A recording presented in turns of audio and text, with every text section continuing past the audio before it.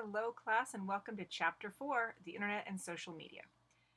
So there's a lot of verbiage in this chapter, and what I'm going to do is just really cut through a lot of that and help you guys understand what the main focus of this chapter is. And really what I want to look at is the economic and the social impact of the Internet. And that's the stuff that we're going to really focus on, so don't get too bogged down with a lot of the technical terms of the computer and the internet and all that stuff. Let's just focus on the bigger picture. Like I'm going to be doing for all of these chapters is I want you guys to think globally, not just in a real textbook type format. I want you to think bigger. So don't let this chapter scare you. We're going to dive right in and we'll get going.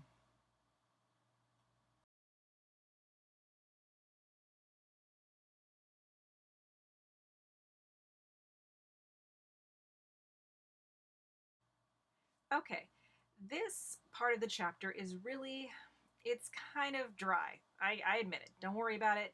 We'll dig through it. It explains a lot about, what is the internet and what is the World Wide Web and web browsers and search engines. Yeah, we know all this stuff. And most of you guys have been literally born into this. You've got plenty of experience to what the internet is. And it's really almost indistinguishable from for most of our lives because it's so much a part of our lives. So just kind of browse through some of these technical terms. What does World Wide Web stand for? It's the web, or www. You guys get this, so don't get too hung up on that. Email, obviously, electronic mail. I mean, these are some things we kind of like are smacking our head saying, yeah, duh. So just browse through this stuff. Know what spam is. We all know what spam is. We get way too much of it in our inboxes. And one part is that the World Wide Web, the book makes a big distinction that the World Wide Web, it's a network of information sources, and the web is part of the internet, but those two terms are not synonymous. So the web is part of the internet. The web is not the internet. So just make a little bit of a note on that one. Apps. We know what apps are. In fact, I don't even remember a time that we didn't know what apps are, but apps have really not been into play that long. And so apps are these programs that are designed specifically for mobile devices. And as we're going to talk about as we get further on into our book, technology drives change. And so there was no need for an app 20 years ago because there was no bit of technology that could actually utilize these apps. But now we have a constant need for apps because we have technology's improved and increased at such a rate that we need things that are going to keep up with our devices. So apps are something that now have become commonplace, whereas before they were kind of a novelty. And it's almost hard to teach some of these things because it's constantly changing. The world of technology in terms of the internet is constantly changing. There's always something going on. So we try to catch up the best we can, and it seems that the minute we kind of learn something and get something, there's a new change. And that's just the nature of the beast. So there are things that just keep evolving. And the internet with social media and blogs and all that, these are just examples of how quickly this bit of technology has grown. And in fact, a lot of people used to argue that television was the most pivotal technological change in history. Television changed us as a society, as a culture, because of what it did and what it gave us. And it really did. I mean, it changed every bit of our lives, from downtime to entertainment to business to everything. It was so pivotal. Well, now the internet has surpassed that. The internet has done something that television couldn't do. It has become extremely personalized. It's become a way that we do everything. Like, yeah, back in the day, you could shop via television. Hello QVC. But the internet took that and blew it out of the water. You can go to school thanks to the internet, as we all understand right now, because that's what we're doing. We can date because of the internet. We can contact people that we've lost touch with. We can have a social life in a way on the internet that we couldn't have with television. We can work and because of the internet, and some of our jobs have changed dramatically because of the internet. And also, some of our jobs were created because of the internet. So it's been extremely, extremely important in terms of our culture.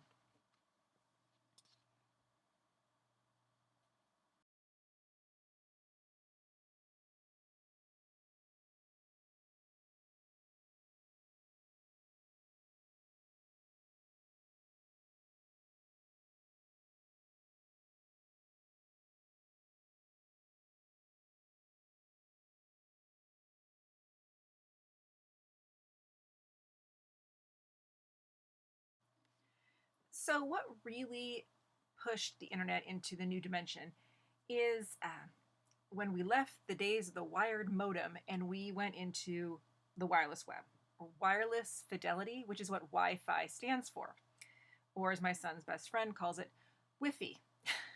So it's wireless fidelity or Wi Fi, and that changed this world again. We think that we've done all that we can. All of a sudden, a new technological change happens, and worlds crack open, and these new things start falling from the sky. So Wi-Fi changed so much, and it's given us the opportunity to be untethered. We no longer need to be at our desks to work. We can be on, in the car watching television. Not when you're driving, of course, but you know what I'm saying. It's opened up the world to us, and it's really given us the opportunity to have this technology at our fingertips at all times. And so it used to be where only certain places had Wi-Fi hotspots or Wi-Fi capability. Now you're kind of hard pressed in, bigger, more developed cities. You're hard pressed to find a place that doesn't have Wi-Fi. And it's, even our own phones can basically serve as hotspots, and then you can hook up anywhere. So that's what, again, with technology, that's what also drives some of this change is we have technology, and now we need things that can fill that capability. So we have all of these great great apps and these great phones and all that. Well, now we need things to put in them. And nobody does anything in this business world without it being economically feasible. So the internet is kind of a cash cow. It's endless. There are millions of ways, literally, to make money. And some of the ones that we see nowadays are the influencers. And it used to be just bloggers, and blogs in their birth, blogs were nothing really more than internet or web logs, hence blogs. They're diaries, you guys. They were like online diaries from some soccer mom in Poughkeepsie who's like, oh, look, Johnny's playing goalie. Yeah, okay. They were these things that literally help people keep in touch and kind of pretend to be writers and post pictures and to stay in touch with family, or just to kind of have a vehicle to express their thoughts. Great. Well, that exploded, and it became this huge arm of the internet. And it used to be that blogs were not journalistic. Blogs were not factually based always. Blogs were not a good source of information. That's all changed now. Blogs have become par and parcel, just as, many of them have become just as good as any media outlet. I mean, Huffington Post, granted, some of the stuff that's printed is not great, but I mean, it's a blog portal. And so a lot of these things have become journalistic. Now, I want to make a distinction, though, that not all bloggers are journalists. Just because you have a blog does not make you a journalist. And not all journalism is a blog. But can blogs be journalistic? Yes. And can journalists write blogs? Absolutely. So blogs in the past, I'd say, I don't know, 5-10 years, maybe about 5-ish, they've become a lot more respected and a lot more legit. It's no longer just Susie the soccer mom talking about Billy the goalie. It's legit. And so legit media sources, I should say. And because of that, they've become a money marketing enterprise. Blogs can make money. You've all seen that on Pinterest. I write blogs and I make $40 million a year, or whatever they say. It can be monetized. And the internet has endless ways to monetize your product, which is your blog or your writing. And so there are millions upon millions of blogs online. They're not all making money, but some do. And so these are legit ways that now have opened up because of the internet. And also the influencers. So now we have social media making money. And I should say social media making money for these people who are basically just anybody who now have gotten a following. And it began, I don't know when exactly it began, but I remember years ago, Kim Kardashian, and I think they're kind of, I suppose at some point we can always point back to them as the reason why something's happening or the reason why something shouldn't be happening. But back with Kim Kardashian, and I think it was, I don't know, it might have been a pair of jeans, I think it was. I'm not 100% sure, but she was paid about 10 grand to tweet a single tweet about a certain brand. Ta-da! That's it. Now, why would someone pay Kim Kardashian that kind of money just to say, oh, these are great jeans, they fit wonderful, or having a great time wearing my blah, blah, blah jeans? Because of the amount of followers she had at the time. That's basically reaching a ton, millions of people. That's a cheap investment. What's called a return on your investment. That's a good one, because that's a lot of information that has just gotten out to a ton of people for very little output. You'd have to invest a whole lot of money, except for that 10 grand, to get your product name out to millions of people. These influencers now, kind of the same thing. You know, they get paid from their sponsors, from other companies, and they make some money at it. But social media is not all full of influencers, obviously, because all of us are on social media and all of us aren't making a bazillion dollars a year. So this is all to show you guys that it is a huge, wide open space where it seems every day new things are coming to light that are showing new ways to make money online.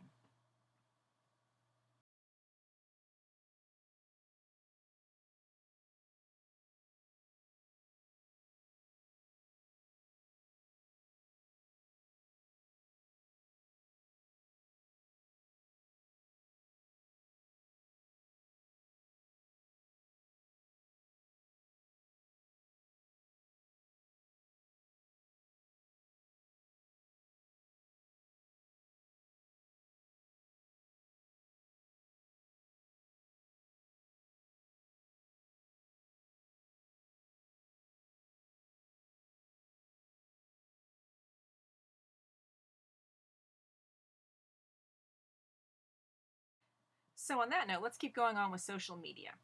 So it's something that it makes the world a little smaller. You know, I mean, how many of you guys have posted on somebody's Instagram, you made a comment, and they might respond back, and you're like, oh my God, I just got a notice from blah, blah, blah. Or somebody famous follows you, or your post gets a bunch of likes or comments or goes viral or whatever. It makes the world feel a little bit smaller in a good way.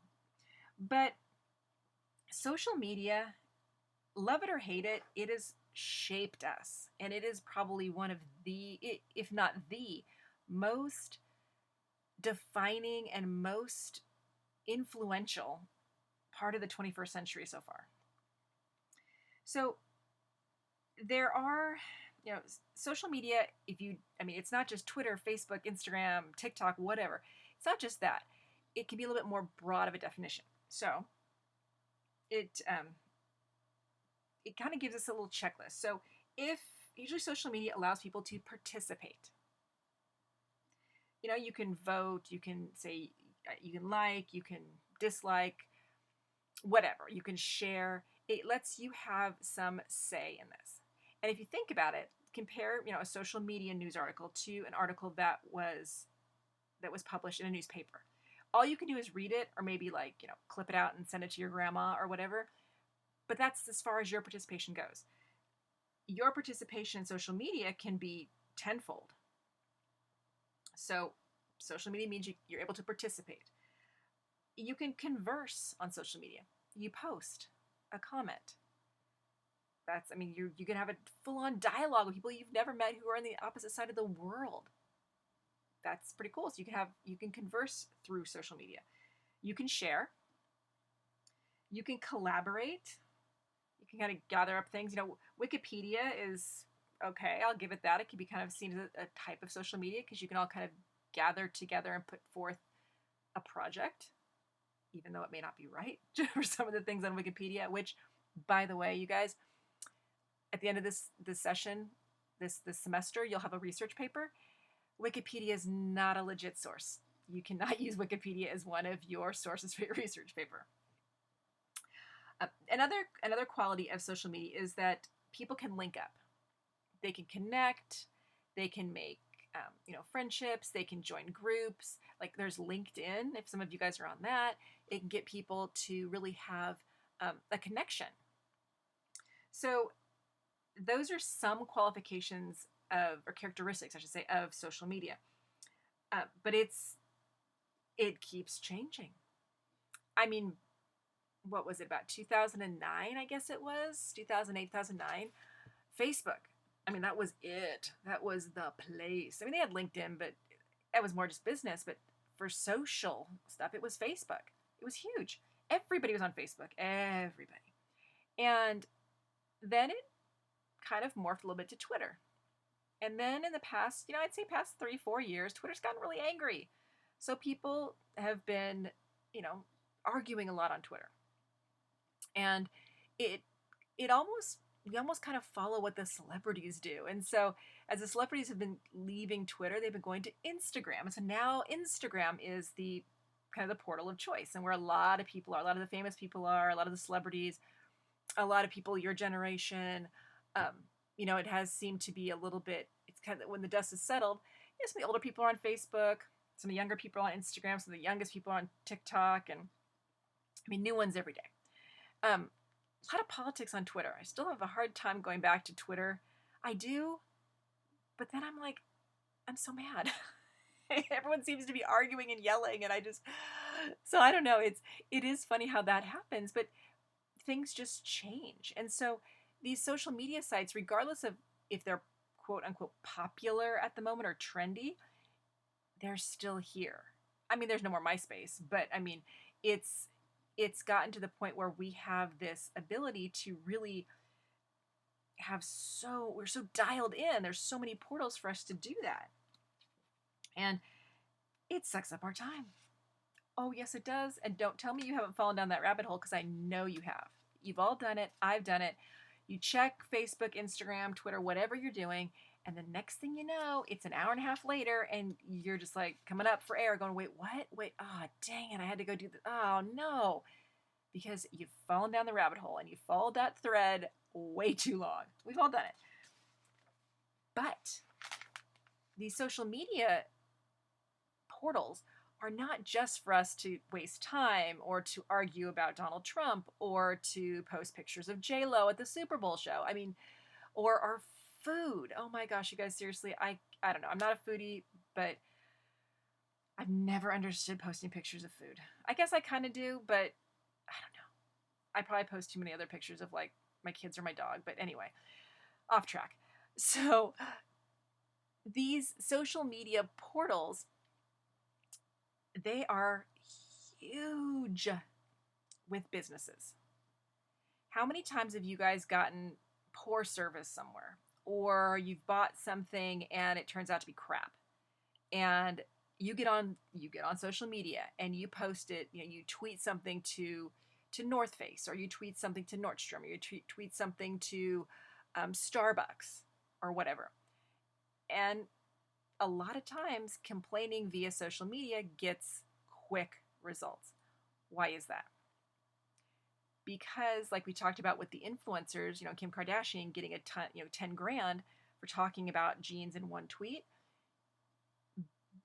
A bad tweet, a bad Instagram post, a bad Facebook comment, those reach far. And so these companies, there are oftentimes, and maybe some of you guys do this for a living, but there are some companies that employ people that are social media managers, social media directors, people who are in charge of managing the social media accounts for these companies. So not only do these companies have the ability to kind of,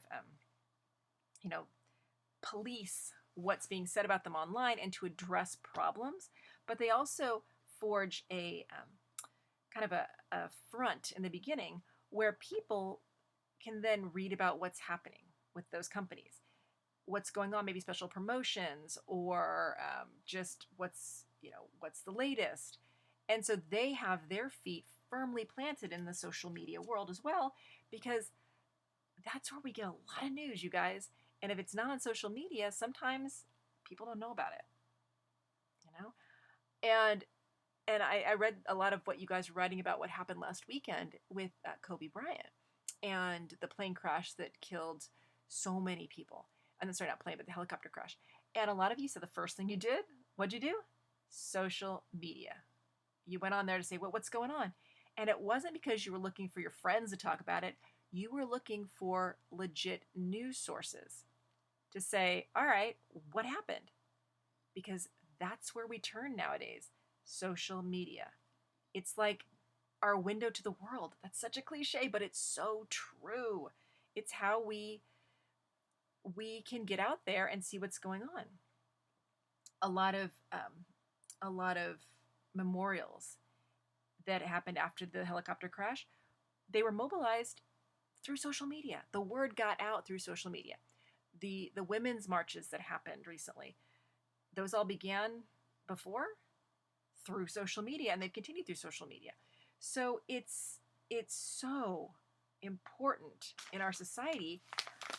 I mean, it's also turned, it's turned a lot of people on their heads as far as what quote unquote normal looks like. And I'll tell you guys, a lot of the gals on Instagram, those, beauty vloggers and all that, they don't wake up like that. So we see this, we're like, hey, that's normal. No, it's not normal, but that's kind of that's our filter now, is things that we see on social media, all those adorable couple shots and all that. Social media gives us a quick, glossy snapshot of what is meant to be seen. It's not always the reality.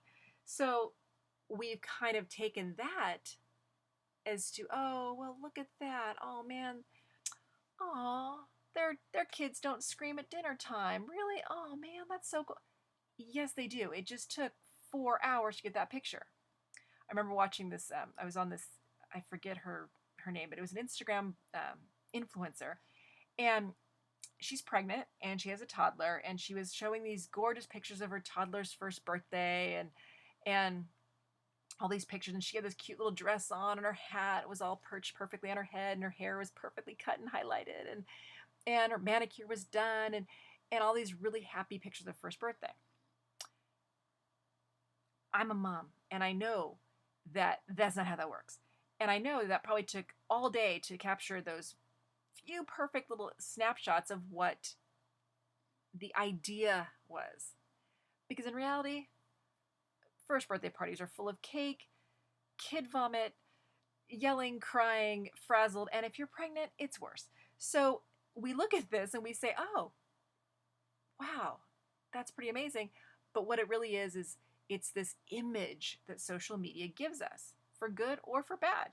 So we have to kind of be very aware of that whenever we're utilizing social media. It's like a stained glass window. It's beautiful sometimes, but it's for interpretation. It's not always literal.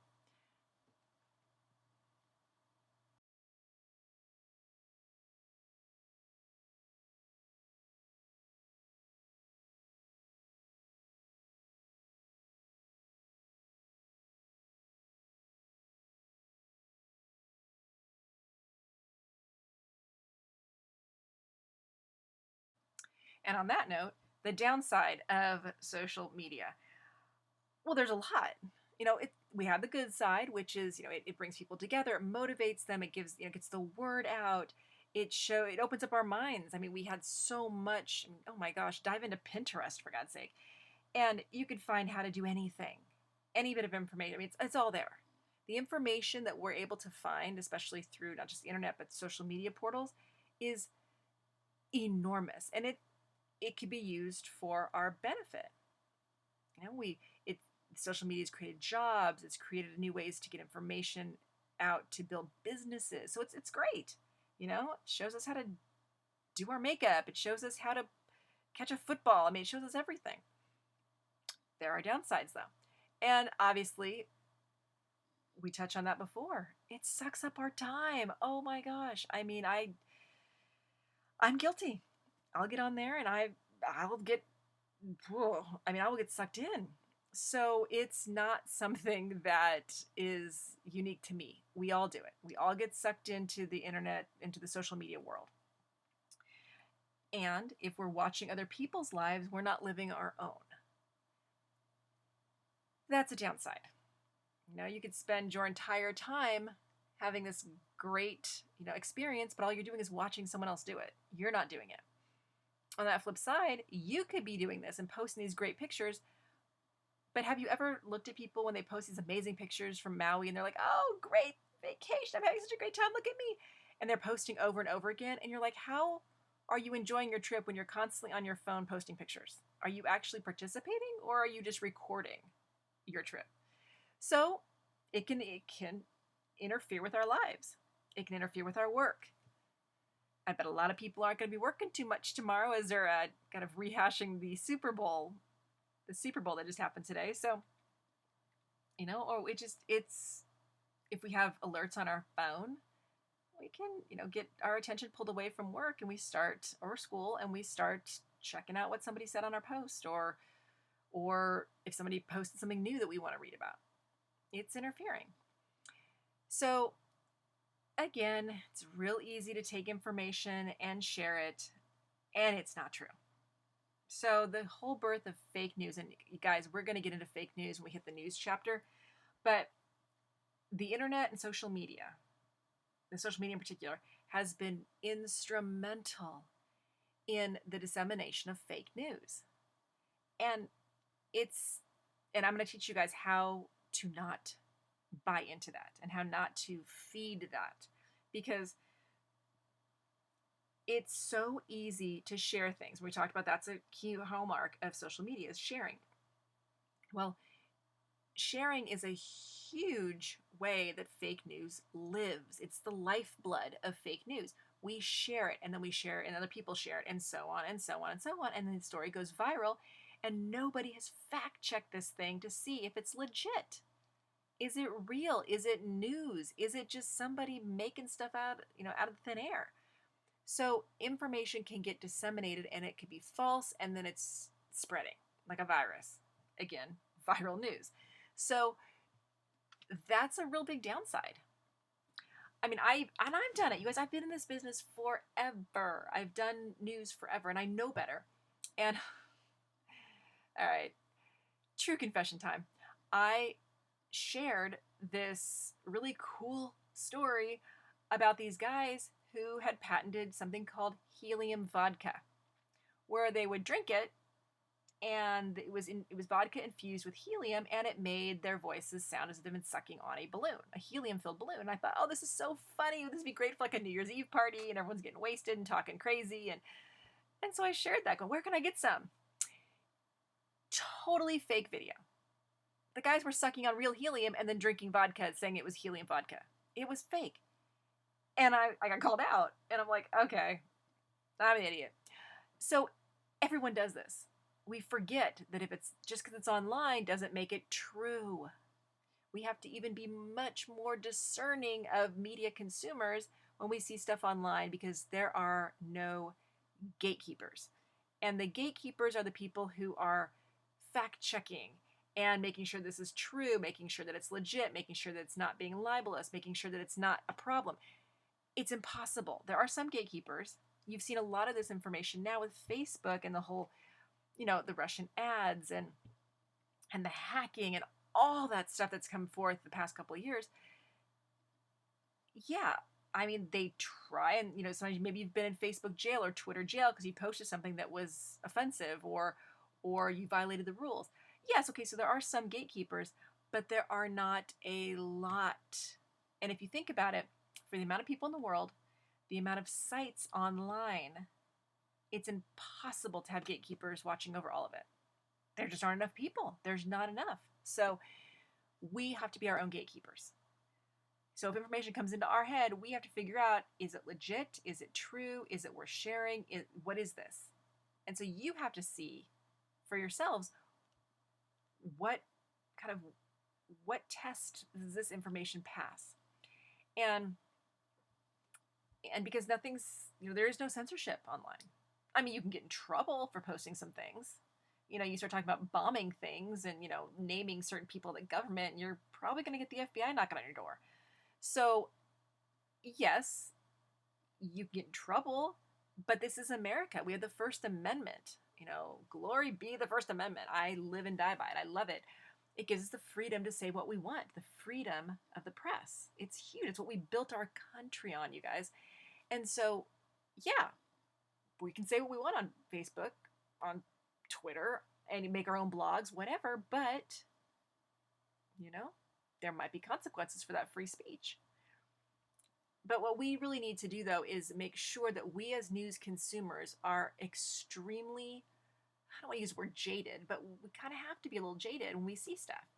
We have to understand that these influencers on Instagram, that's just a snapshot, a highly staged, filtered, and beautiful snapshot that isn't really reality. People sharing certain quote-unquote news stories, where do those news stories come from? Who wrote them? Where were they published? What is this? We have to kind of really be kind of nitpicky about this information that comes across our desk, because no one else will be if we're not. Another problem with social media, as we've all heard about, is the cyberbullying. And, back in the day, if you got bullied at school, your mama could pull you out and put you in another school. Case closed, right? You can move away. Let's say there's a bully on your street. Well, let's say your family moves away to another street. Bully's gone, no problem. There is not that anymore. Cyberbullying, it doesn't matter where you go. It's the internet. Can't really escape it. So the rise of social media has led to an intense increase in bullying. I mean, oh my goodness, you guys, whether or not, we will talk politics in this class because we're a media class, and this is a great time, by the way, to be in any type of communication or journalism class because of the elections coming up. The media, I mean, it's like Christmas for journalists. This is great. So we'll be talking about politics because politics and media are very married. They're very married, good or bad, they're in it together. So we'll be talking a lot about that. And, this is whatever camp you are in, red or blue, everyone has to admit that things have changed dramatically with social media and politics. Obama began it back in 2008, or before that, but that really kind of launched that social media campaign. And now we don't have White House press briefings, you guys. We have Twitter. I don't really know what to make about this, but I mean, with all the things that we're talking about with the downside of social media, and that is where we have our basis of information coming out of the White House is on social media. Take it as you will. I mean, it's, it has pros and cons. And so if you ever go on you go on Twitter and you look at the president's tweets, maybe he's bullying somebody. Maybe one of those 36 million comments underneath that tweet, maybe one of those comments is bullying somebody else, and I can guarantee you it is. People nowadays don't have that, they don't have that filter. Whereas before, if I disagree with somebody, I'm not going to be like, get some I don't know, figure it out. What do you think? Are you stupid? Would I say that to someone's face? Absolutely not. But do people say that online? Absolutely. And worse. I mean, I've seen stuff. I mean, you all have. We've all seen things, people calling each other names, wishing death on somebody. It's it's crazy. But we become a little bit callous to that. We don't recognize that anymore because we see it so often. So cyberbullying it's almost where we don't even notice it. But it's a real problem on social media. It's a huge problem. And it's just getting worse. It's just getting worse. And so, yeah, you can report them to the powers that be at Facebook or Instagram or Twitter or what have you, but it's still there. So, cyberbullying is a big problem, as is the lack of personal skills. I have a friend, and online she is witty and clever and will chit chat everywhere. And then when you see her in person, she kind of grunts at you and walks away. So I'm like, wait, okay, it's a little confusing. And you probably have people like that in your life. It can be a big boon for some people who are not comfortable in social situations. The social media gives them a chance to really kind of have a social life and connect with people on a level that makes them comfortable, and it can give them that connection that they need. On the flip side, it can kind of dumb us all down to be that we don't really know how to interact the old-fashioned way. Have you guys ever been out to dinner and y'all have your phones, and then if someone's like, "Hey, put away your phones," and it's kind of awkward for a second? It's like, hi, how was your day? It just feels a little funny. Or dating, maybe you guys hit it off great in a chat, or you're chatting back and forth on a dating app, and then when you have to meet, it's a little more awkward because it's just we've kind of lost some of those interpersonal skills. We've lost the ability to excuse me, the ability to read cues, to read body language, to be able to really kind of have a conversation. It's like that movie WALL-E, where everybody was just so used to sitting there and in these chairs and watching things on the ship. They couldn't walk anymore because they just lost that skill. They evolved, good or bad. They, their bodies and their beings changed to adapt to the new environment. We're kind of doing the same thing. So it can be a problem. We have to talk to people in real life, but sometimes it is a little bit easier to do that online.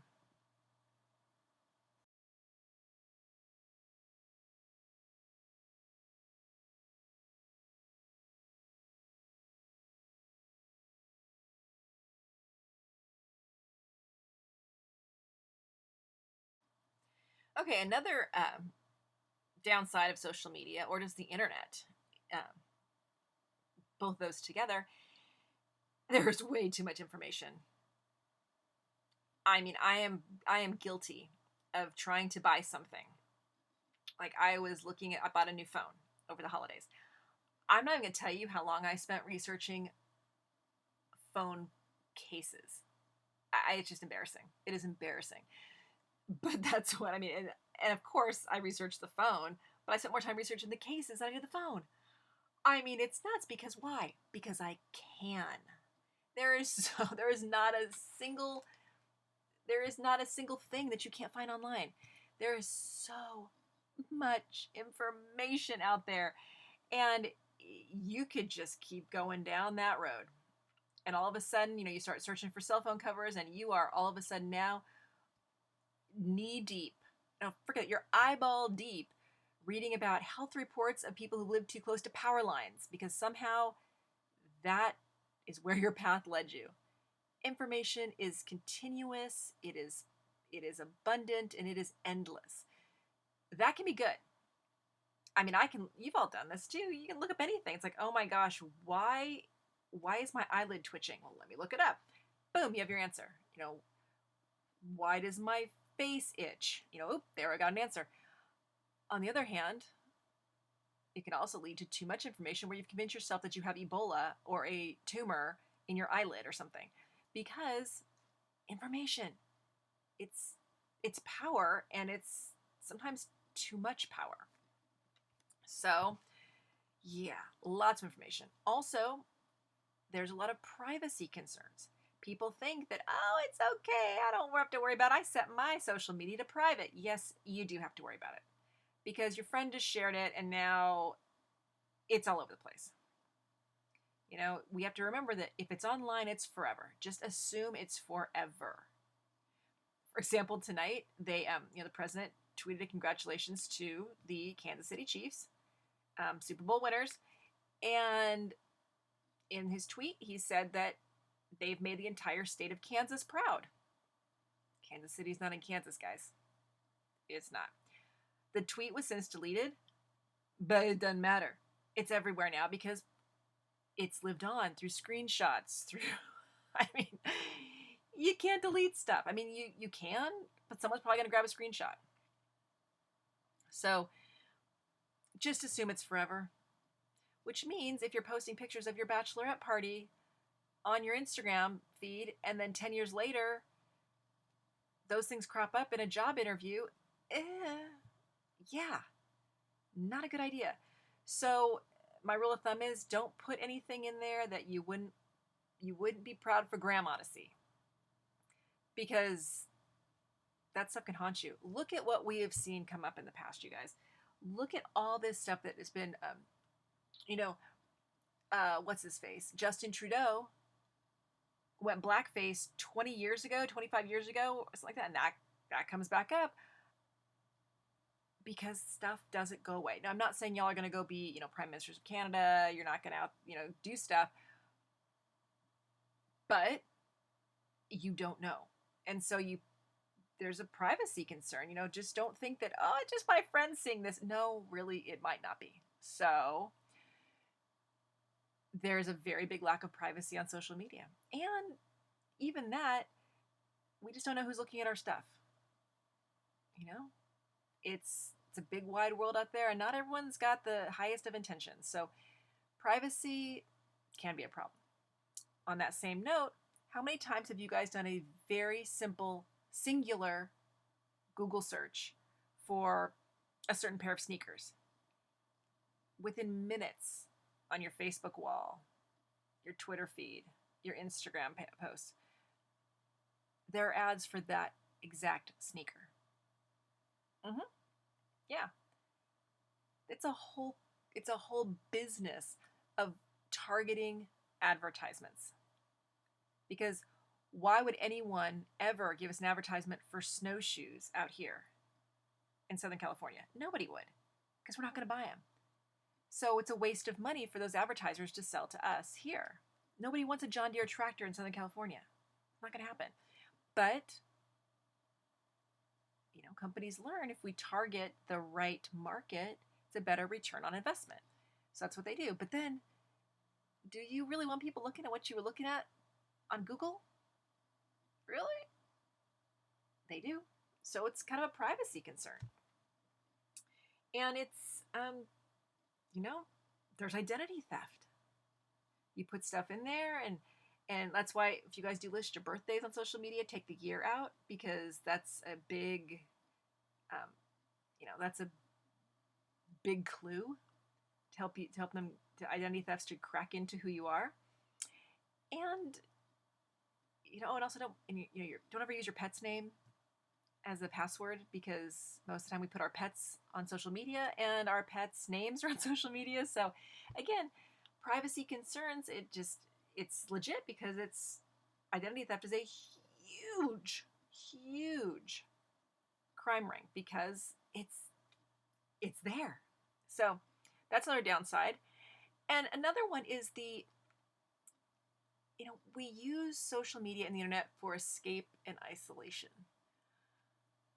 That's not all bad, but it can be. Just like with dieting doesn't have to be bad, but if you take it to the extreme, you get an eating disorder, that is bad. So, that can be very harmful to you. So same with this. Sometimes if we just live on social media, we live online, we talk to people only through gaming sites, and we're alone. I mean, that can be a problem. We kind of detach from the world because we're so dialed into things that don't really exist. And that's, I mean, we can become addicted to this. And so there was something called like Facebook depressive disorder. We start judging our own lives based on the pseudo profiles that people put up there. I'm sure it can be said the same for Instagram for a lot of it. We don't have we just don't have anything to really fact check if all we're doing is just, if that's our only barometer, is the internet and social media. It's hard for us to kind of get a clue. And as humans, we need that social connection. We need that interaction. And we need that sense of community. And so it can provide that for us. A lot of support groups online, a lot of chat groups, a lot of, anything that you're interested in, there's a group for you, which is great. But if that's all we have, it's not balanced, and it's not great. So that can really keep us isolated. So, in today's world where more and more of us are working at home, thanks to the internet, and we don't need to be in that office environment, our worlds can narrow to the point where we don't really have a whole lot. We're just so dialed into that computer. So let's, take a step back and be like, all right, we need all those pillars. We need to have, real people in our lives. We need to go out to coffee. We need to go out to dinner. We need to do stuff. Can't just chat with people online. So those are some of the bigger problems of the internet and social media. But it's still evolving every day, every week. Things change. And so it's pretty amazing, getting a front row seat for this, you guys. So we're kind of lucky in that way that we get to see how this is turning out. But all the while, we have to be grounded. We have to understand that these are tools. They aren't everything. They're important, but we have to always know that they're not infallible and they're not perfect. So we need to be aware of the downsides as well as the perks, and also know that we are the gatekeepers of this. We can consume it the way we need to, not the way that the world tells us to. So with that in mind, it can be, the internet it can be one of the greatest tools of our lifetime.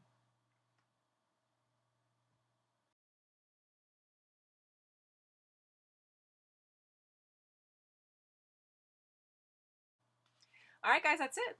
I hope this voiceover lecture helps you because it's, I find it a good way to really pinpoint the things that I think will help you really understand this chapter, and not just, memorize, vocabulary terms, but to really start to kind of understand how this is shaping us and what we can do with it.